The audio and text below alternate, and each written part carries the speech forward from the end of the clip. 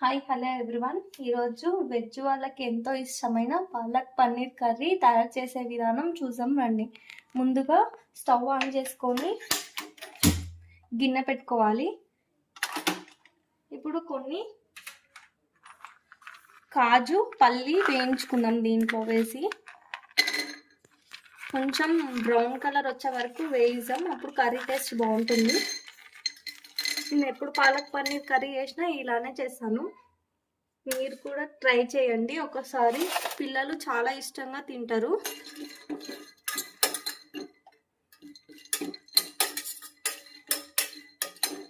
పల్లి కాజు రెండు మంచిగా వేగాలి, అప్పుడే పచ్చివాసన స్మెల్ లేకుండా ఉంటుంది. లేకపోతే కర్రీ టేస్ట్ అంత బాగుండదు. మంటని లో ఫ్లేమ్లో పెట్టుకొని వేగనిచ్చుకుందాం. ఇవి రెండు ఒక 2 minutes వేగనిజం. ఇంకా ఇలా కావాలి పల్లి కాజు.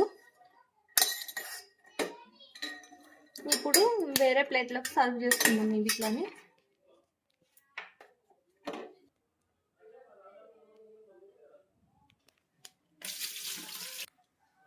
ఇప్పుడు ఒక గిన్నె నిండా వాటర్ తీసుకొని ఇవి కొంచెం బాయిల్ కావాలి.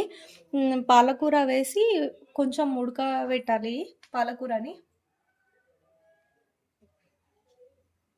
వాటర్ బాయిల్ అయ్యే వరకు ఇప్పుడు మనం పేస్ట్ని తయారు చేసుకుందాం. కర్రీకి కావాల్సిన పేస్ట్ ముందుగా వేయించి పెట్టుకున్న పల్లి కాజుని మిక్సీలో వేద్దాం. అలాగే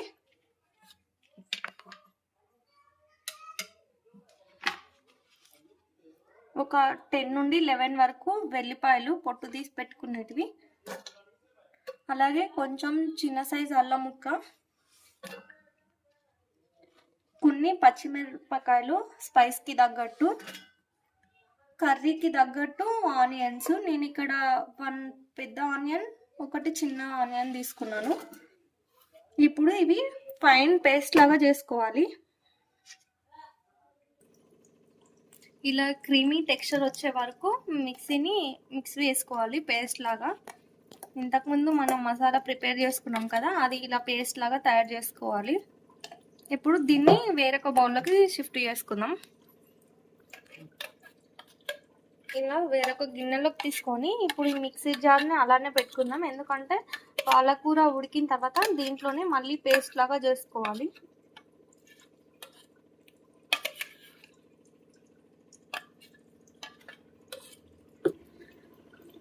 వాటర్ బాయిల్ అవుతున్నాయి. ఇప్పుడు మనం ముందుగా 3-4 times వాష్ చేసుకున్న పాలకూరని దీంట్లో వేసాం. పాలకూర మంచిగా కడుక్కోవాలి, లేదంటే మట్టి మట్టి ఉంటుంది కర్రీలో, అంతా మట్టిలాగా వస్తుంది.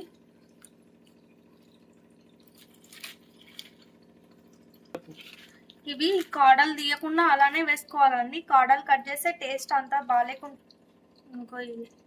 ఇవేం కట్ చేయదు, డైరెక్ట్ అలానే వేసుకోవాలి. అప్పుడే మంచి ప్రోటీన్ విటమిన్స్ మనకి అందుతాయి.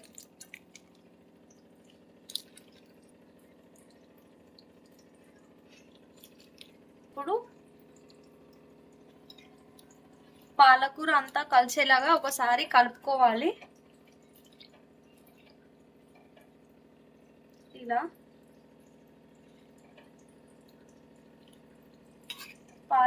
పాలకూరలో మంచి హెల్దీ విటమిన్స్, ప్రోటీన్స్ ఉంటాయి, చాలా మంచిది. నేను వీక్లీ 2 times అన్నా చేస్తాను. మా పిల్లలు చాలా ఇష్టంగా తింటారు.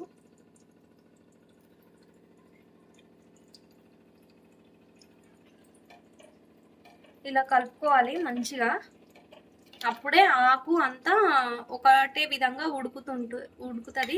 కలపకుంటే కింద ఉడుకుతుంది, పైన ఉడకది. ఇలా కలపాలి అండి.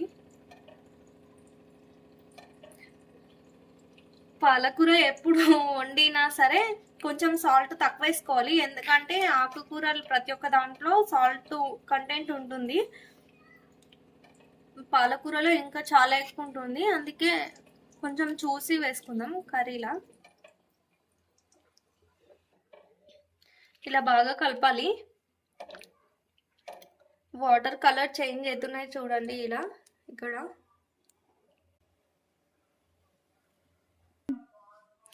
ఇప్పుడు బాయిల్ అయింది పాలకూర. దీన్ని మిక్సీ జార్లోకి తీసుకొని మిక్సీ పేస్ట్ లాగా చేసుకుందాం.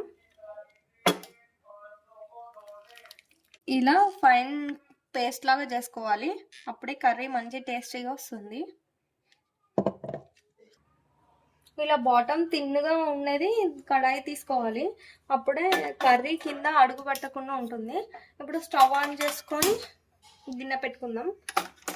ఇప్పుడు దీంట్లోకి కొంచెం ఇప్పుడు ఆయిల్ హీట్ ఎక్కింది, కొంచెం జీలకర్ర వేసుకుందాం. ఇప్పుడు ముందుగా కట్ చేసి పెట్టుకున్న ఆనియన్స్ కొన్ని వేసుకోవాలి. ఈ కర్రీలో మధ్య మధ్యలో తగులుతుంటే మంచిగా ఉంటుంది టేస్ట్.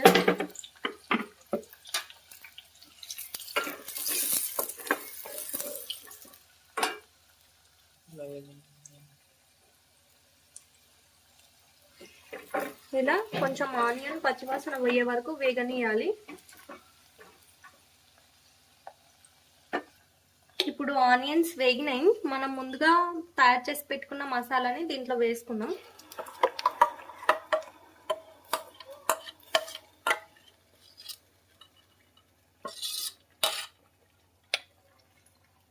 వేసుకొని ఒకసారి కలపాలి.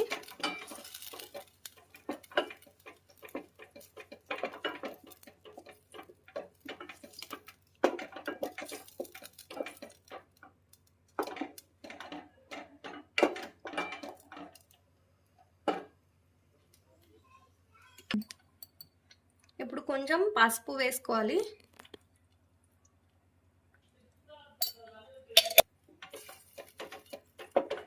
ఇప్పుడు పసుపు వేసుకొని ఇలా కలుపుకోవాలి మొత్తం.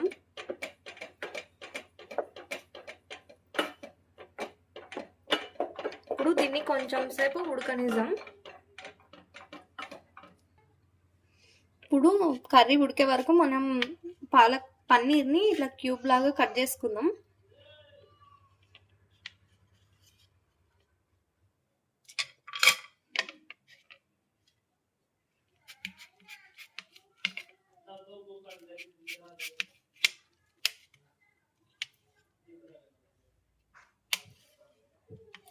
ఇలా మీకు ఏ షేప్ కావాలంటే ఆ షేప్ని పన్నీర్ని కట్ చేసుకోవాలి.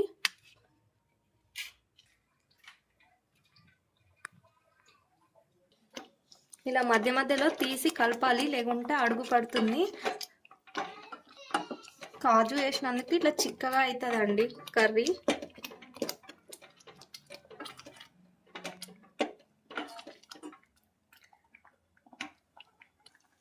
ఇప్పుడు మనం ముందుగా తయారు చేసి పెట్టుకున్న పాలకూర పేస్ట్ని దీంట్లో వేద్దాం మసాలాలో.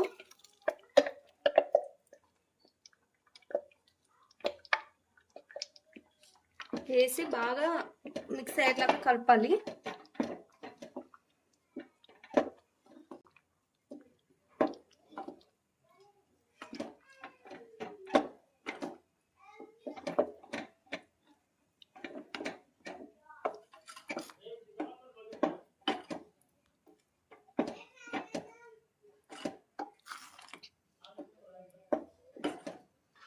ఈ టెక్స్చర్ వచ్చే వరకు కలపాలి. ఇప్పుడు ఇది బాగా ఉడకనిద్దాం, పాలకూర పచ్చివాసన పోయే వరకు ఉడకనివ్వాలి. ఇది ఇప్పుడు బాగా ఉడకనిద్దాం, మూత పెట్టి ఉడకనిద్దాం. ఇప్పుడు అది కర్రీ ఉడుకుతుంది, అది ఉడికే వరకు మనం ముందుగా కట్ చేసి పెట్టుకున్న పన్నీర్ ముక్కల్ని ఫ్రై చేసుకుందాం. కొంచెం ముందుగా గిన్నె పెట్టుకొని కొంచెం ఆయిల్ వేసుకుందాం.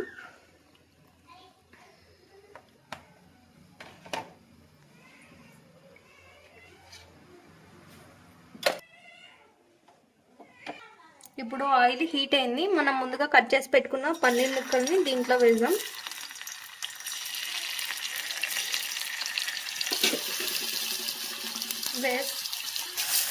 ఇప్పుడు ఆయిల్లో వేసుకున్నాం కదా పన్నీర్ని, పీసెస్ చిరగకుండా మెల్లిగా కలపాలి.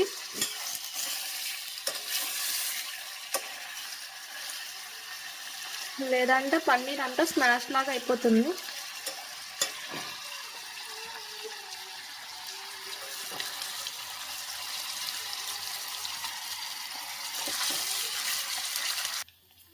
ఇలా కలర్ చేంజ్ అయ్యే వరకు వేగనిచ్చుకోవాలి. మధ్య మధ్యలో కలుపుతూ ఉండాలి, లేదంటే ఇట్లా అడుగు పట్టేస్తుంది. ఇప్పుడు ఈ కలర్ వచ్చినాయి కదా, మనం స్టవ్ ఆఫ్ చేసుకొని పక్కకు పెట్టుకుందాం. ఇలా కర్రీని మధ్య మధ్యలో కలుపుతూ ఉండాలి, లేదంటే అడుగు పట్టేస్తుంది. ఇప్పుడు దీంట్లోకి మనం సాల్ట్, కారం వేసుకుందాం. టేస్ట్కి తగ్గట్టు సాల్ట్ కొంచెమే వేసుకుందాం, ఎందుకంటే పాలకూరలో సాల్ట్ కంటెంట్ ఎక్కువ ఉంటుంది.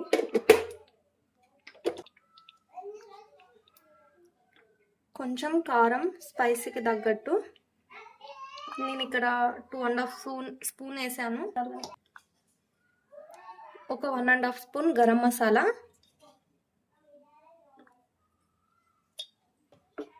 ఇప్పుడు అన్నీ వేసాం కదా, ఒకసారి కలుపుకుందాం. ఇప్పుడు ఇది ఆయిల్ పైకి తేలే వరకు ఉడకనిద్దాం.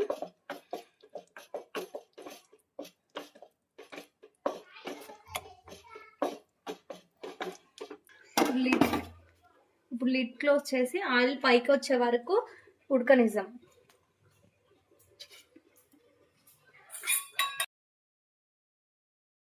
ఇప్పుడు ఇలా కర్రీ దగ్గరికి అయింది. ఇప్పుడు మనం ముందుగా ఫ్రై చేసి పెట్టుకున్న పన్నీర్ ముక్కల్ని దీంట్లో వేసి కలుపుదాము.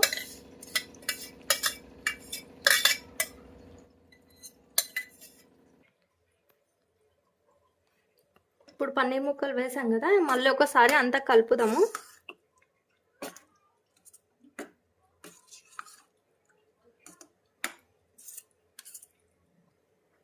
ఇప్పుడు కొంచెం కస్తూరి మేతిని ఇలా రబ్ చేసుకొని దీంట్లో వేసాం.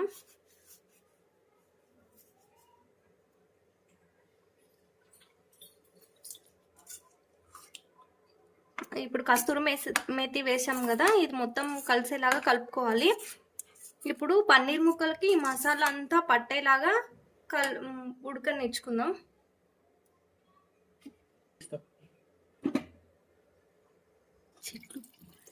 ఇలా ఆయిల్ పైకి వచ్చింది కదా, మళ్ళీ ఒకసారి మొత్తం కలుపుకుందాం.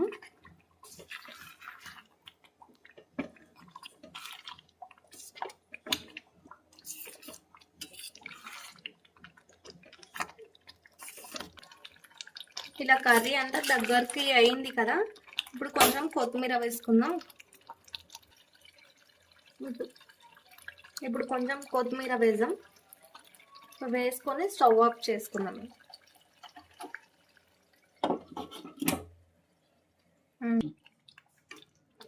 అంతే అండి, సింపుల్గా ఎంతో టేస్టీకరమైన పాలక్ పన్నీర్ రెసిపీ రెడీ అయింది. మీరు కూడా ట్రై చేసి ఎలా ఉందో కామెంట్ సెక్షన్లో కామెంట్ చేయండి. ఈ వీడియో నచ్చితే లైక్ చేసి సబ్స్క్రైబ్ చేయండి మన ఛానల్.